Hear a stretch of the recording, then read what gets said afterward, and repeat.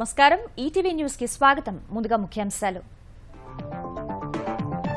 ప్రభుత్వాసుపత్రుల్లో ప్రసవాలు పెంచేందుకు తెలంగాణ సర్కార్ చర్యలు నేటి నుంచి కేసీఆర్ కిట్ల పంపిణీ మగబిడ్డకు 12,000 ఆడబిడ్డకు 13,000 ఆర్థిక సాయం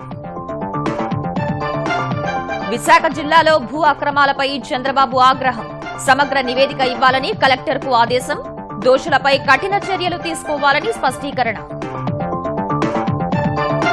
ఆంధ్రప్రదేశ్లో నెలాఖరు వరకు పసుపు మిర్చి కొనుగోళ్లు రైతులకు గిట్టుబాటు ధర లభించేలా శాశ్వత కార్యాచరణ రూపొందించాలని చంద్రబాబు ఆదేశాలు నేడు జీఎస్టీ మండలి కీలక భేటీ బంగారం సహా పెండింగ్ వస్తువుల పన్ను రేట్లు ఖరారే ఎజెండా ముసాయిదో బిల్లులో సవరణలను ఆమోదించే అవకాశం ఒకే రోజు 2 లక్షలు దాటిన నగదు లావాదేవీలపై ఐటీ శాఖ కన్నెర్ర డబ్బు తీసుకుంటే అంతే మొత్తం జరిమానా విధిస్తామని ఆదాయ పన్ను విభాగం హెచ్చరిక తుది దశకు చేరిన ప్రధాని విదేశీ పర్యటన పారిస్లో నేడు ఫ్రాన్స్ అధ్యక్షుడితో ద్వైపాక్షిక చర్చలు ఎన్ఎస్జీలో భారత సభ్యత్వానికి మద్దతు కోరనున్న మోదీ ఛాంపియన్స్ ట్రోఫీలో న్యూజిలాండ్కు వరుణుడి దెబ్బ ఆస్ట్రేలియాపై గెలవాల్సిన మ్యాచ్ వర్షంతో రద్దు నేడు శ్రీలంక దక్షిణాఫ్రికా మధ్య పోరు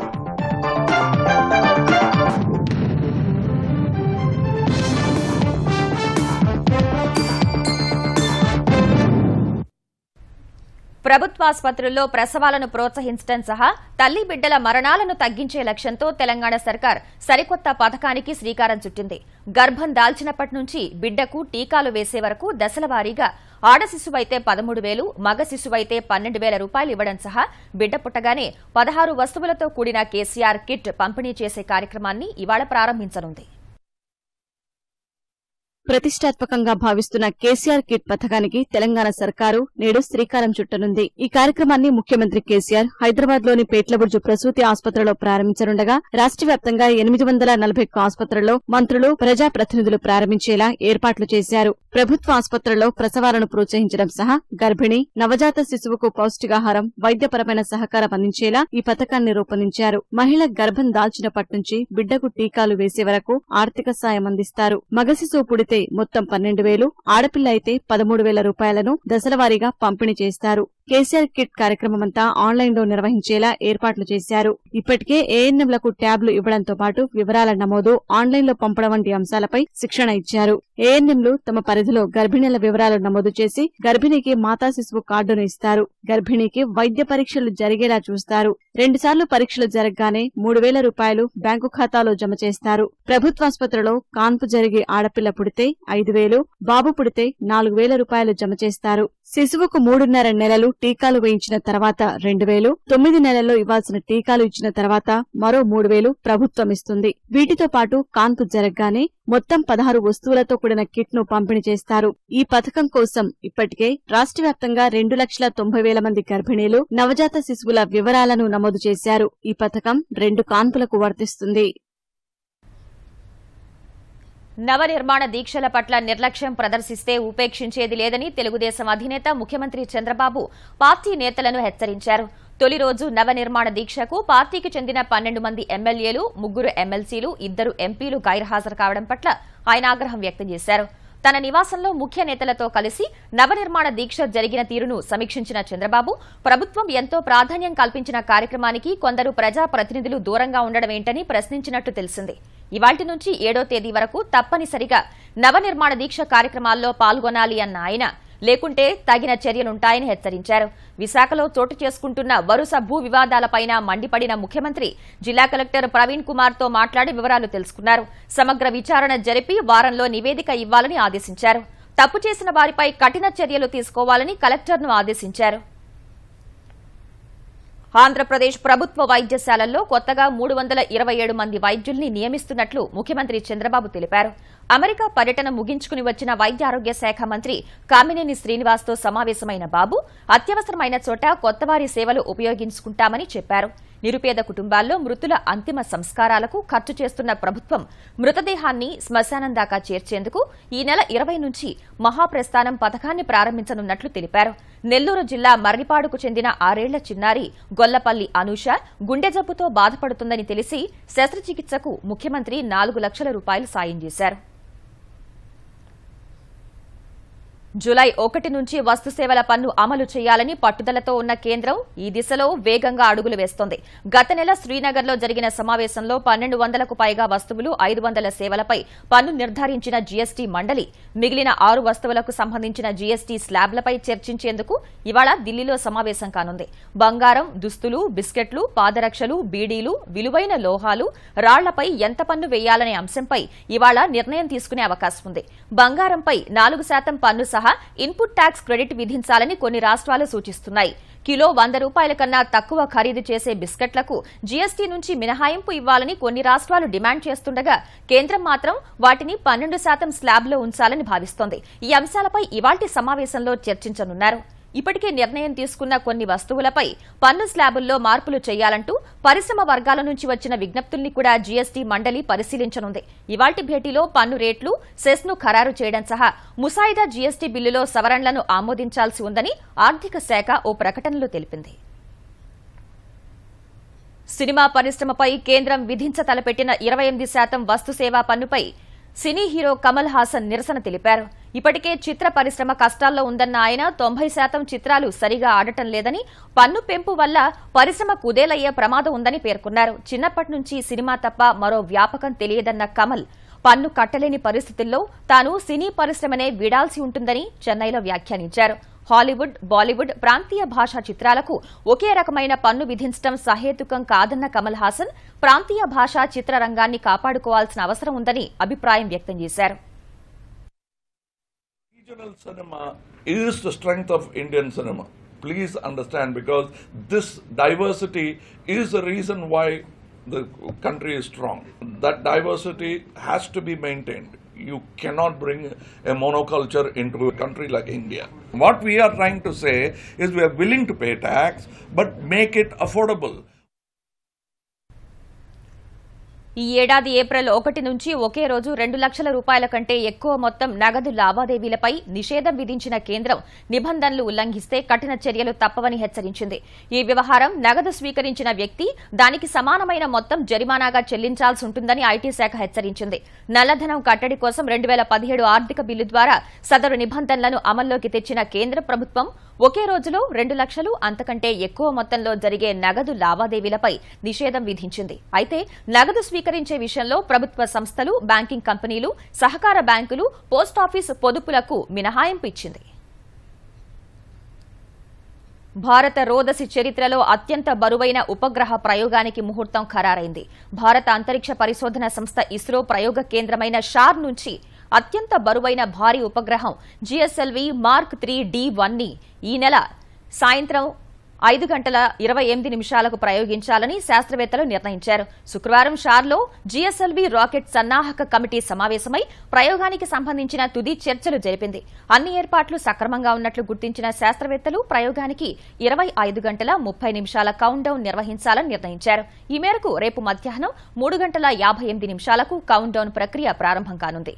ఇది పూర్తయిన వెంటనే జీశాట్ 19 నింగిలోకి దూసుకు వెళ్లనుంది. 3.2 టన్నుల బరువైన జీశాట్ 19ని భూ అనువర్తిత బదిలీ కక్షలోకి ప్రవేశపెట్టనున్నారు. ఈ ప్రయోగం ద్వారా 42 ట్రాన్స్పాండర్ల అందుబాటులోకి రానున్నాయి. కమ్యూనికేషన్ వ్యవస్థ మరింత మెరుగుపడనుంది.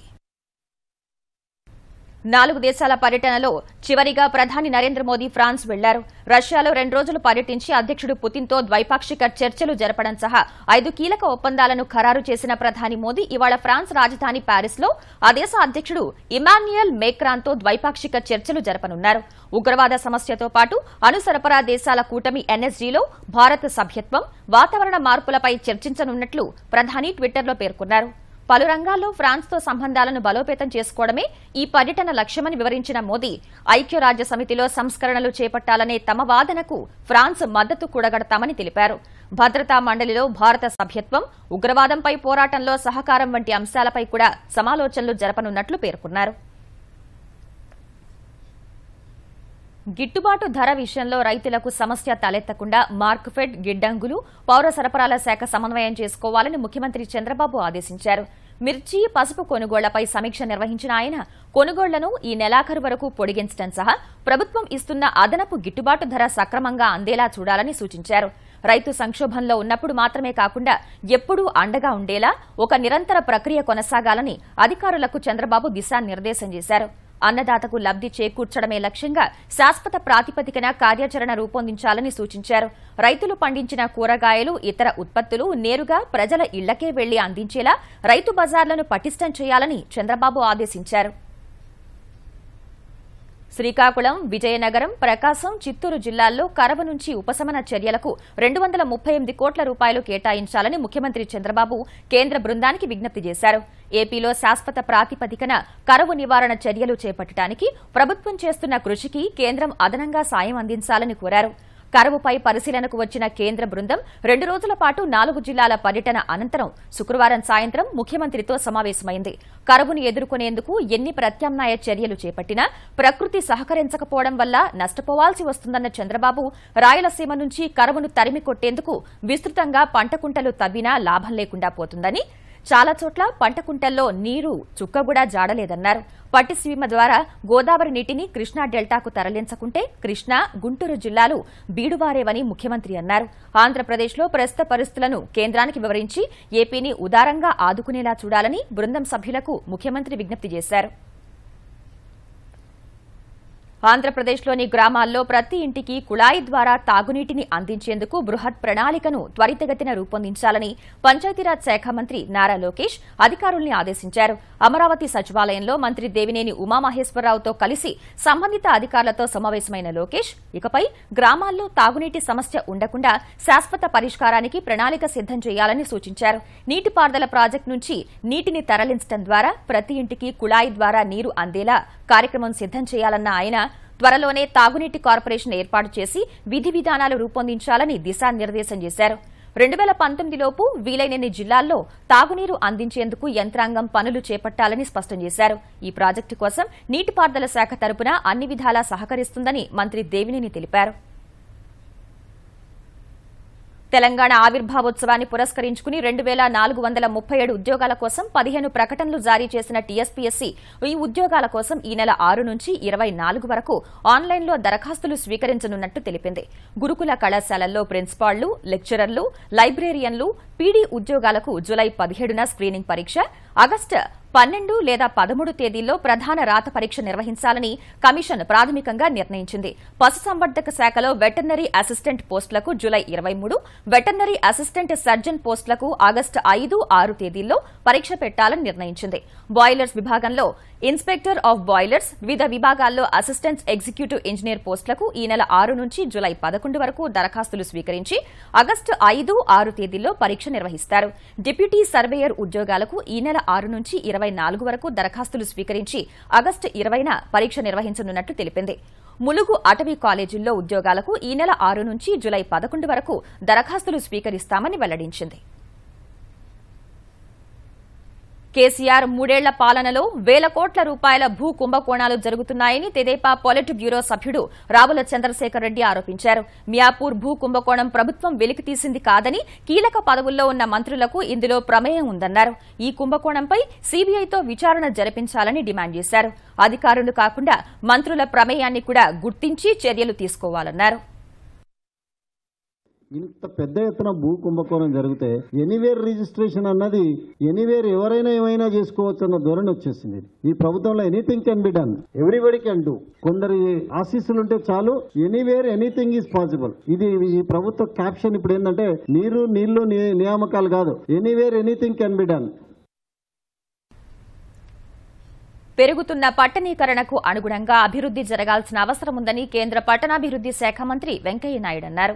ఐక్యరాజ్యసమితి ఆవాస మండలి అధ్యక్షుడిగా ఎన్నికైన నేపథ్యంలో నెల్లూరులో ఏర్పాటు చేసిన సన్మాన కార్యక్రమానికి హాజరైన వెంకయ్య మారుతున్న అవసరాల ప్రకారం జీవన విధానాన్ని మార్చుకుని ఆరోగ్యాన్ని కాపాడుకోవాలని సూచించారు. రాబోయే రోజుల్లో నీటి సంరక్షణకు ప్రతి ఇంటిలో ఇంకుడు గుంతను తప్పనిసరి చేయనున్నట్లు వెల్లడించారు.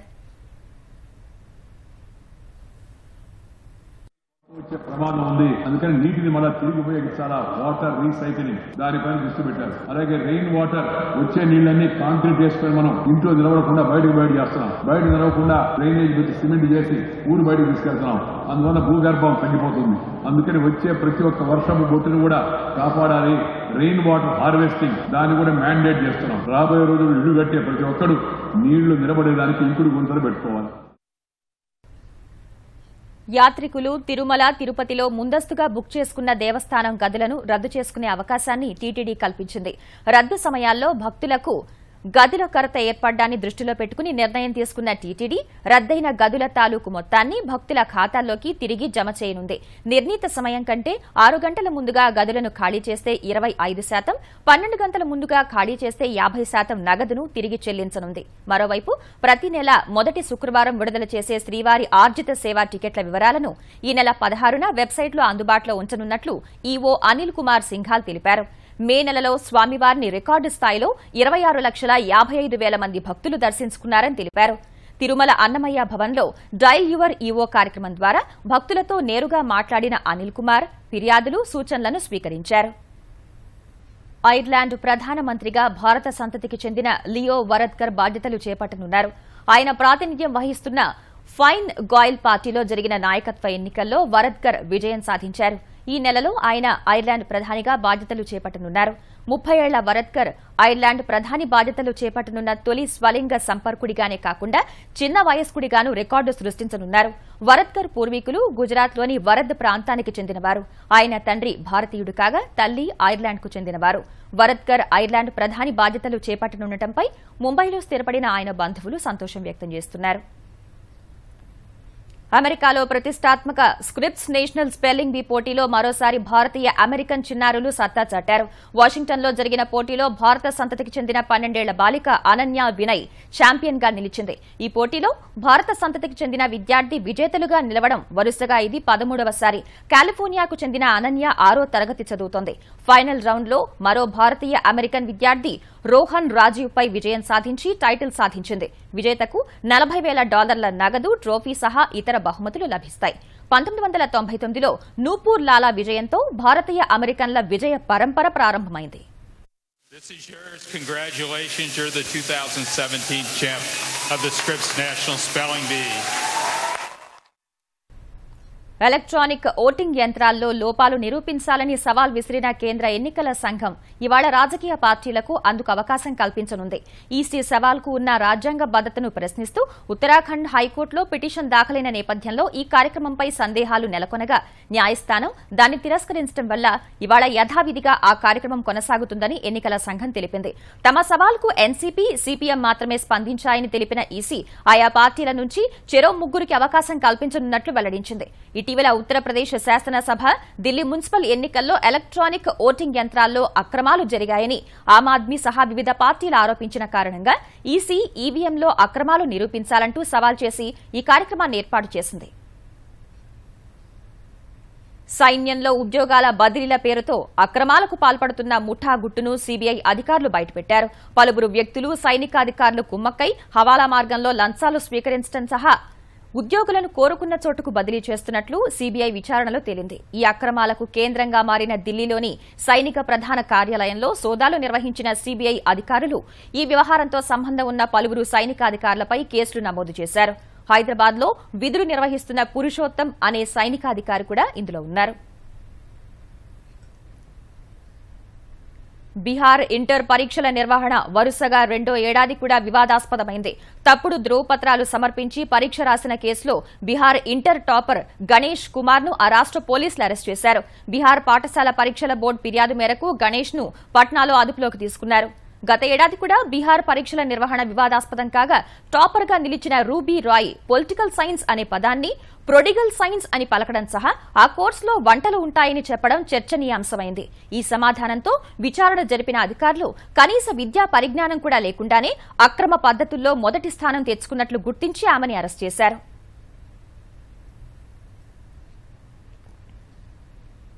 ఛాంపియన్స్ ట్రోఫీలో ఆస్ట్రేలియా న్యూజిలాండ్ మధ్య జరిగిన మ్యాచ్ వర్షం కారణంగా రద్దయింది. మొదట బ్యాటింగ్ చేసిన న్యూజిలాండ్ 45 ఓవర్లలో 291 పరుగులకు ఆలౌట్ అయింది. సారథి విలియమ్సన్ శతకంతో సత్తాచాటగా wicket keeper Ronchi 65, Ross Taylor 46 పరుగులతో రాణించారు. ఈ దశలో వర్షం కారణంగా మ్యాచ్కు అంతరాయం ఏర్పడగా అంపైర్లు ఆస్ట్రేలియా లక్ష్యాన్ని 33 ఓవర్లలో 235 పరుగులకు కుదించారు. తర్వాత 9 ఓవర్ల ఆట సాగగా ఆస్ట్రేలియా 53 పరుగులకే 3 వికెట్లు కోల్పోయి కష్టాల్లో పడింది. మరోసారి వర్షం ఆటకు అంతరాయం కలిగించడం వల్ల మ్యాచ్ను రద్దు చేస్తున్నట్లు అంపైర్లు ప్రకటించారు. టోర్నీలో ఇవాళ గ్రూప్ బిలో తొలి మ్యాచ్లో శ్రీలంక, దక్షిణాఫ్రికా తలపడనున్నాయి.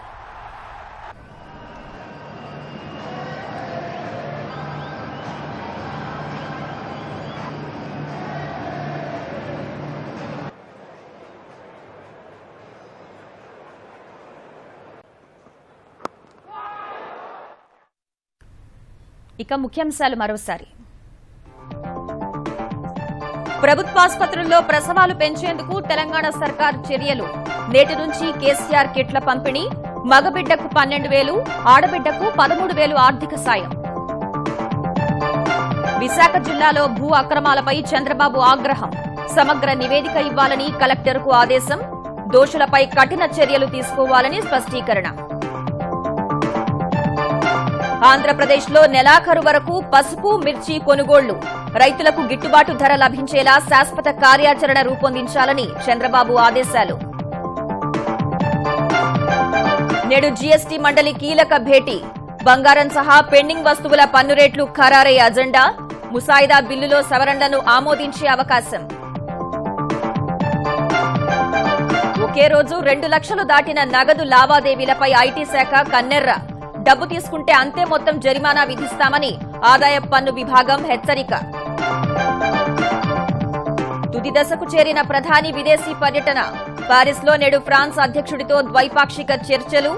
ఎన్ఎస్జీలో భారత సభ్యత్వానికి మద్దతు కోరనున్న మోదీ. ఛాంపియన్స్ ట్రోఫీలో న్యూజిలాండ్కు వరుణుడి దెబ్బ. ఆస్ట్రేలియాపై గెలవాల్సిన మ్యాచ్ వర్షంతో రద్దు. నేడు శ్రీలంక, దక్షిణాఫ్రికా మధ్య పోరు.